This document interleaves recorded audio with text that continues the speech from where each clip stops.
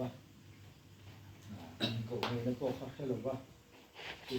bây giờ Junior này cũng mà Christmas đi ăn được hả cái chỗ này không Bring đi ăn à thôi kìa đang cái tổ hay không thì anh ấy sáng bật nhị cùng khác những đồng tuần kia người mẫu thì cái thằng đồ ông mà xung vào cho anh thì là qua thêm thì cái đó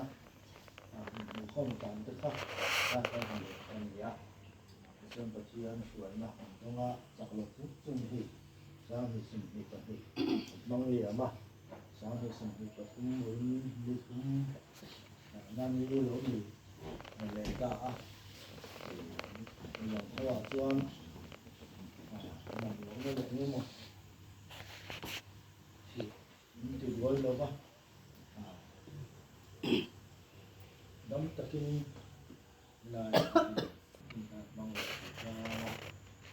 mình mua vài loại phẩm này đó ra ba vì ông được mình mới ra thì anh chuyển nó sáng tập cho là anh được có tập nhiều xe thì nó vắt cao số mình được phát cao số là bị đơn phát thế cái là nhìn thứ nhất cái đầu đầu tiên tên cái ba trổ lên cái như là cái lồng như là một thì trước cái lồng mấy cái khác anh mình thì do ngày tuổi xuân anh lung siết khác nó lại cái bộ mà giang xuân anh tìm giang cái bộ không thấy mà ya mà chỉ cái khác mà ya thì vừa là bảo xuân cùng sao họ đến tao xuân là ya anh chỉ tôi cái này quá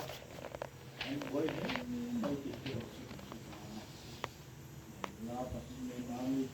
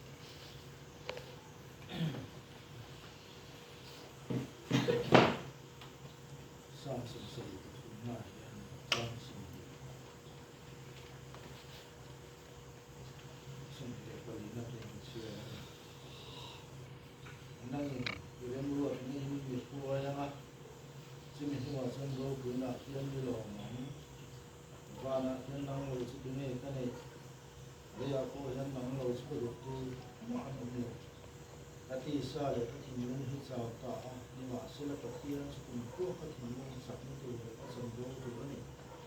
mai để nắm được ông cái sân đấu rồi đó đối với sân đấu tiếng thì vô là cả kia ta nó dùng các kia này cả đi nó có các kia chưa có hình hình nào cả các thì nó có dùng xong thì là mai mình cho lắm thôi thì nó thì em nó cũng thâu cảnh xuông vào em vua này in sáng thì sinh hoạt cảnh xuông cao ya đến tại vì với những gì sẽ cấm tại vì cái thiên bên vua này sáng thì sinh hoạt chúng cái chủ thiên ký mà nên sẵn na thì na anh này hậu là vào và thiên bên vua này anh cái vua nha liều này thì cảnh xuyên ở với những em này là họ sẽ nó theo câu chuyện vậy là bên đi khi là máu rồi nó phải nó mặc tắc thế để cần đúng gì là nên dùng anh lòng cái sự nó tụt tóm tập để họ không đi chúng ta xuân anh này là lòng cái sự thành công cái này tôi nói thế mà xuân lâu ba anh phải thiên lòng cái sự lâu đang lên cái này phải thiên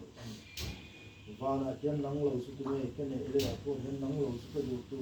mà nắng lâu cái thầy tuổi nó ăn bữa sữa tôi nói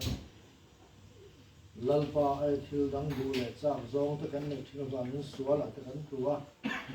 anh đủ gió mình cảm cái là gì xuân hết sự này mình cái là mỏng ăn nặng mình xuôi luôn thì mình tiêu mà mình tiêu chặt anh này chú hoàng xuân là lì xuân cháu khi mình xuôi tiêu ta đang cắn này cắn khăn quay một tắc nước nó cắn ông già biết chụp bát thiên chụp ôi quay một cái này chú thôi về là cần ông à chặt gió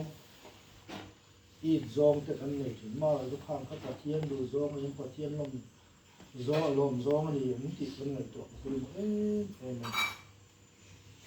sam diệt tôi bồi hiện khó về là anh ông khó về là sao cái nó rất là nhiều gì mà những tiếng bồi thường cái gì sao lại cái thùng lung hết sao ta cái bồi thì về chứ anh